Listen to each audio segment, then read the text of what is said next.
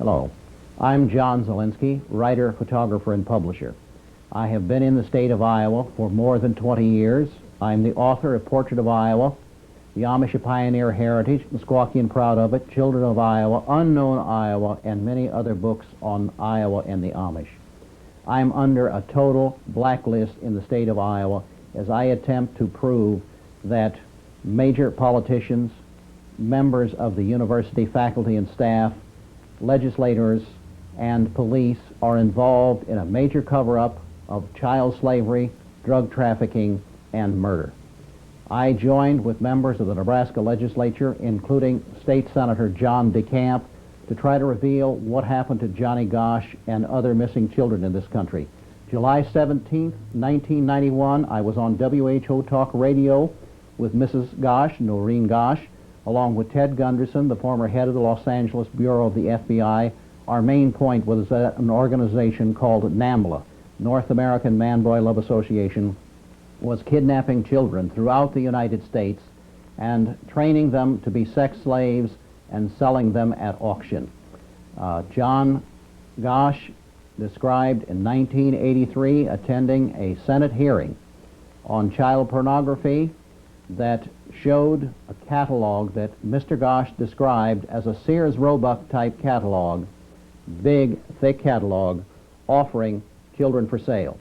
From 1983, our U.S. Congress, Senator Harkin, Senator Grassley, James Leach, all knew that in the United States was an organization so big and so powerful that they could put together a catalog and offer children for sale. Johnny Gosch was apparently kidnapped by being selected from that catalog. He had been photographed 2 weeks before his kidnapping. I have said NAMBLA exists, North American Man-Boy Love Association. Now here is the Reader's Digest in a first story after 10 years of silence. The last story published on the North American Man-Boy Love Association was in Time magazine in 1983, and it suggested that NAMBLA picked children up at bus depots and forced them into prostitution and into pornographic films and so on. Now, this story by Reader's Digest skirts the complete truth of NAMBLA by setting the situation in Asia only and talking about child slaves in Asia.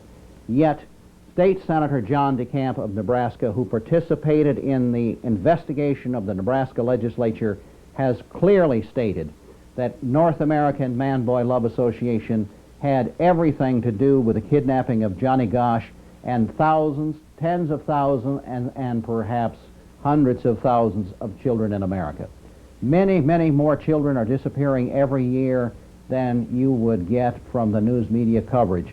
It is apparent few and far between who, like John and Noreen Gosch, can stand up and shout when their child is missing. This is when I discovered many, many more horrible stories, the most horrible of which is the one that we're now about to give you in the rest of the story of what happened to Johnny Gosch. Leads, then something breaks. Someone seems to know what happened, but the police won't even talk to that person. Sounds unbelievable, but it's not. Scott Rappaport with our investigation. 10 years ago, just outside of Des Moines, Iowa, a little apple-cheeked kid named Johnny Gosch got up early on a Sunday to deliver his morning newspapers. Seems like all the kids in the neighborhood did it. See, here in the heartland of America, there's nothing more all-American than a boy and his paper route.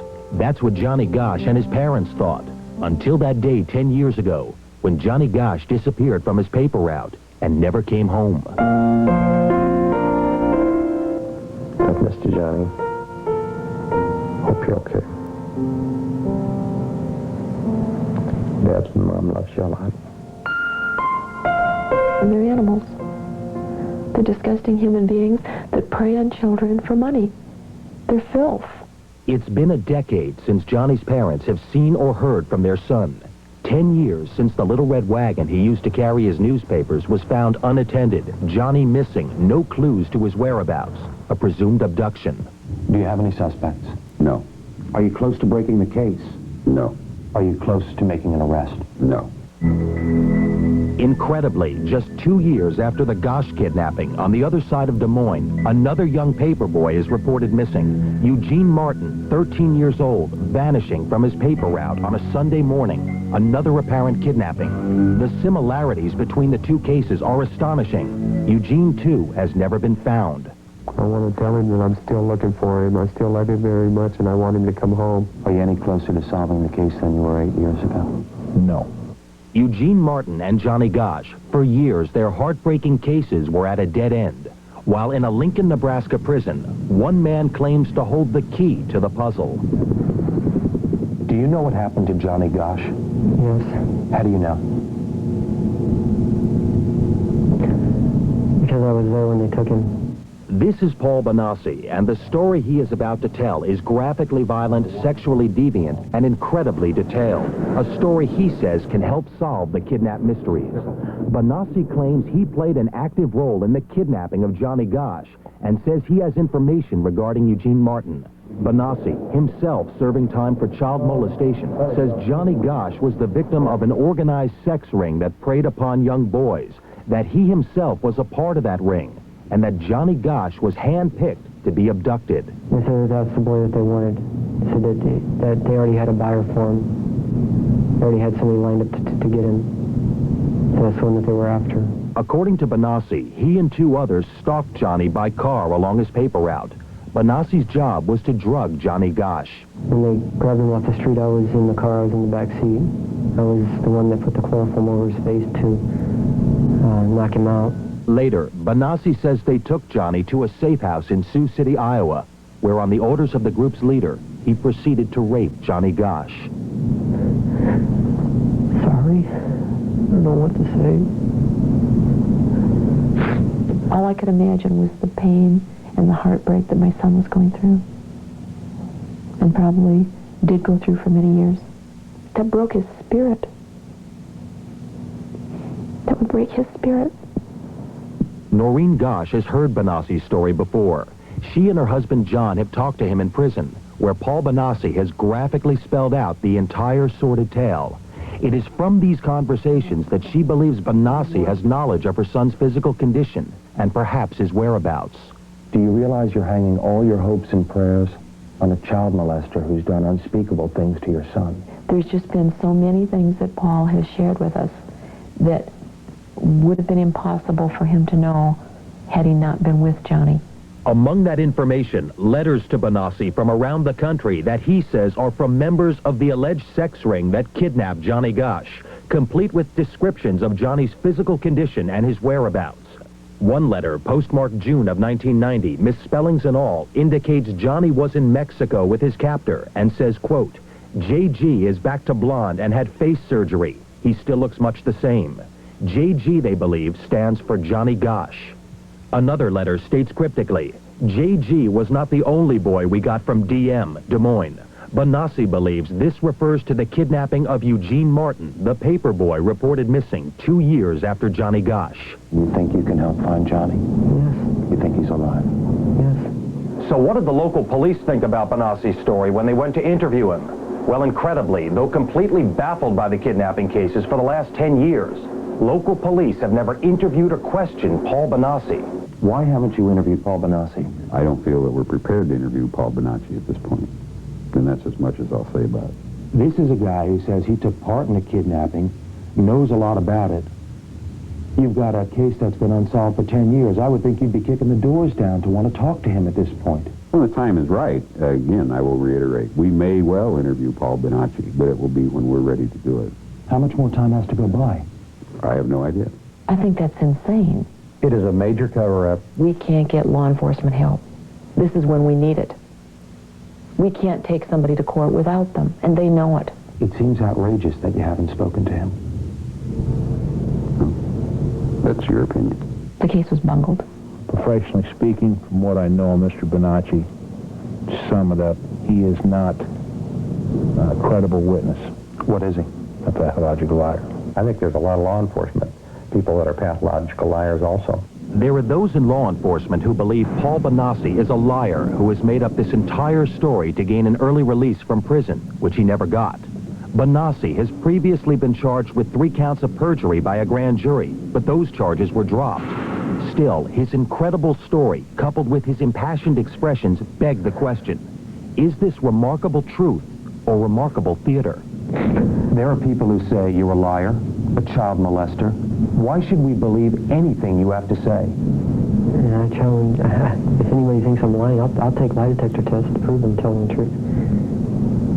I'll take any test they want me to take. But regardless of who's telling the truth, cops or convict, the answer will do little to erase the pain of fathers like Don Martin, whose handsome little boy would be 22 years old today if he's still alive. In my bedroom, I have a picture of him up on the wall. I don't normally tell anybody, but I always look at that picture every night before I go to sleep. And I wonder where he's at. And for the heartbroken parents of Johnny Gosch, who today would be a grown-up 22-year-old, the hurt never goes away. Missing the opportunity to see him play football, drive a car, these type of things. I miss my buddy. Johnny, I love you, and I miss you. I really miss you. And the people who did this to you, we're trying to get them. We're doing the best we can.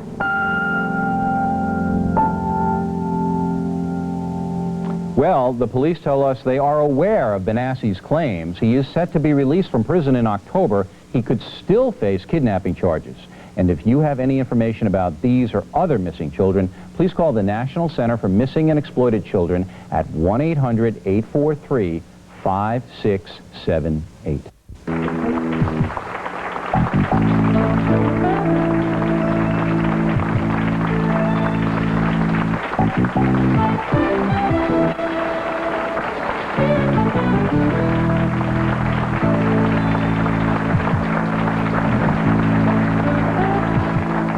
Everyone. Milk cartons with pictures of missing children have become commonplace, but the very first boy ever to be placed on a milk carton 10 years ago is still missing. His name is Johnny Gosch. He was last seen on his Sunday morning paper route in September of 1982. For his parents, it has been 10 years filled with anguish, frustration, and tears. For police and the FBI, it has meant hundreds of interviews and thousands of man-hours. The result? No leads, no arrests, not even any suspects. Now a convicted sex abuser has come forward to say he was there the day Johnny was kidnapped, and that he has in fact seen him since. Johnny's mother believes him, but the police won't even talk to him. In a moment, we will. But first, let's meet Johnny's mother, Noreen Gosch, and the investigator who is helping her, Roy Stevens. Please welcome them.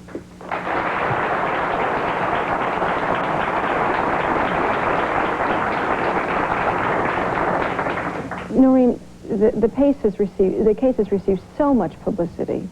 How have these last 10 years been for you and your family? They have been so stressful. It's very difficult to even describe to someone who's not been through it. You have, first of all, the tearing pain of being separated from your child, wondering if they're dead or alive or who's doing what to them. You have the work that you encounter trying to locate them, trying to find them, some shred of information that might help. It's just a level of frustration and pain that I never thought I would live through or experience in my entire life. There must be days when you almost wish that his body had turned up so that the ordeal would be over. In the kindest way, if Johnny could not be found and have a decent life, I would rather him be at peace, yes. And that's very difficult for me to say publicly, but it's true. With the guilt associated with that feeling, even. And even the guilt associated with perhaps having food to eat, a bed to sleep in when he might not even have those basic human comforts. It's a survivor guilt that you go through as well.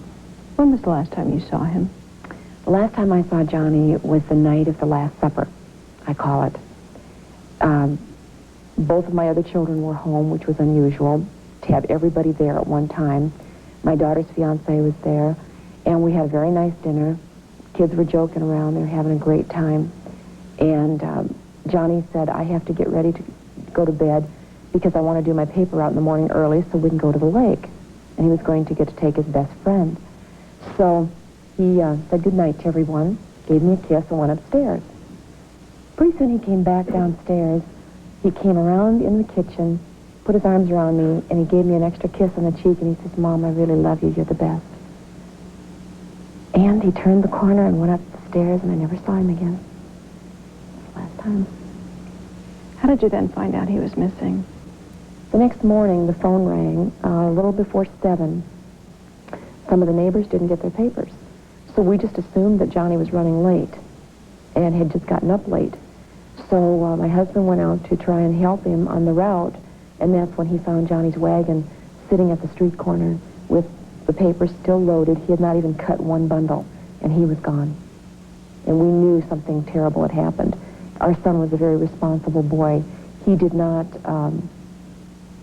he was there for his route. He had a perfect service award for every month he had it. He wasn't the type to skip out. You knew it, but it took 72 hours for the police to begin an investigation. It took 72 hours to start what they called an investigation.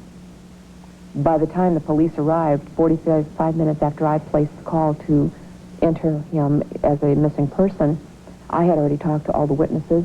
I had the description of the car. I had the description of the man Johnny was last seen talking to, and a description of a partial license plate. I did all that before they got there. You have, over the last 10 years, had how many leads, would you say? Hundreds. That you have followed up on yourself? Oh, yes. We don't take the luxury of just saying this lead might be something or this lead might not. We check it out, even though many of them are dead ends. We've also had approximately 700 psychics call us, meaning well, but it didn't help. Why are you convinced that this man who is now behind bars is a person with real information? Paul Benassi has been able to supply us with information that only he could have known if he had been with my son at some point in time. For instance, there was a scar above Johnny's ankle, a scar that we never reported to the media, never reported to the police. Paul was able to correctly describe that scar, the color of it, the shape of it, and the location. Paul also was able to fill me in on details of things that Johnny had said to him. Again, for instance, I teach yoga, and I have taught for about 17 years. He told me that Johnny told him that he used to go to yoga class with me on nights when I didn't have a babysitter because I wouldn't leave him home alone. And he would take his schoolwork and finish it in the back of the room, and then the two of us would go out to his favorite Mexican restaurant to eat afterwards, and that was some of his special times he remembered with me. And this man knew that? This man knew that. He told me that at the prison. You saw him at the prison? Yes. And we actually have videotape of you meeting this man for the first time. I don't blame you.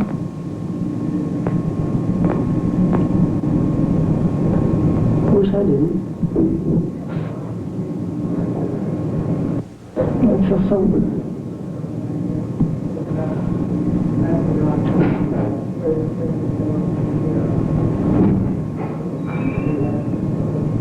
I feel so bad about it because what they made me do. That is Paul Benassi. He is currently an inmate at the Nebraska State Penitentiary in Lincoln. He is serving time for 3 separate convictions of sexually abusing a minor, and he is with us now on the phone. Paul, obviously it was a very emotional meeting with Johnny's mother. Why was it so emotional for you? Because I felt that I'd heard of a lot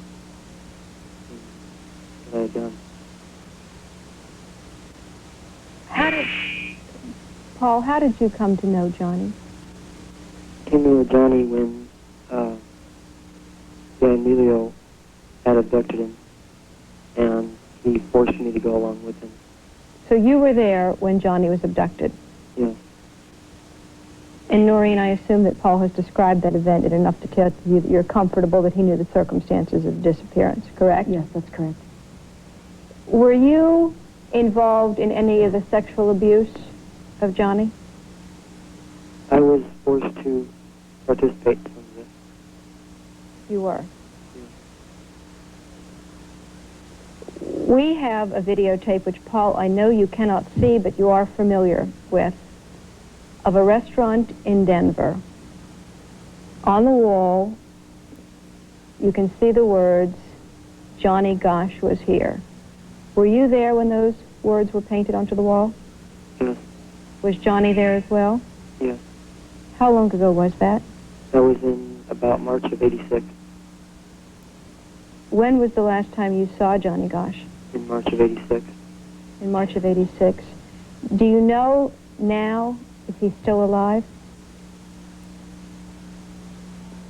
I believe so, but I don't know for sure. Do you have any idea where Johnny may be? I have some ideas, but I'm not, have no facts. Johnny is an adult now. Do you have any information on whether he is being held against his will or whether he is staying away?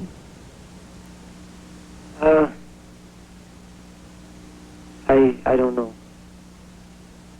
What's your best guess?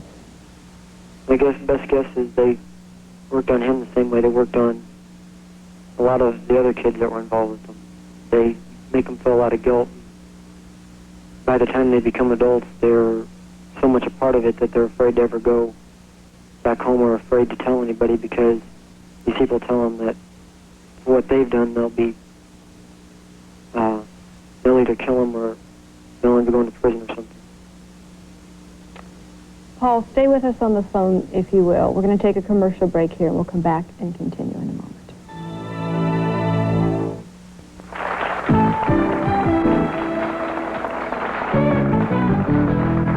We're back. We're talking about the disappearance of Johnny Gosch 10 years ago. We are talking with a convicted child molester from behind prison who says he was there on the day that Johnny was abducted. Paul, why should we believe this information that you have? I don't really know why you should believe me, but I'm telling the truth, and I just feel like I have to tell this. I would have come forward if I would have known it sooner myself, but because of multiple personality disorder I have, I did not even know myself as Paul about this. And I know that what was done was wrong. And Roy Stevens is here with us, Paul. You've investigated and solved 60 missing child cases. Why do you believe Paul's information?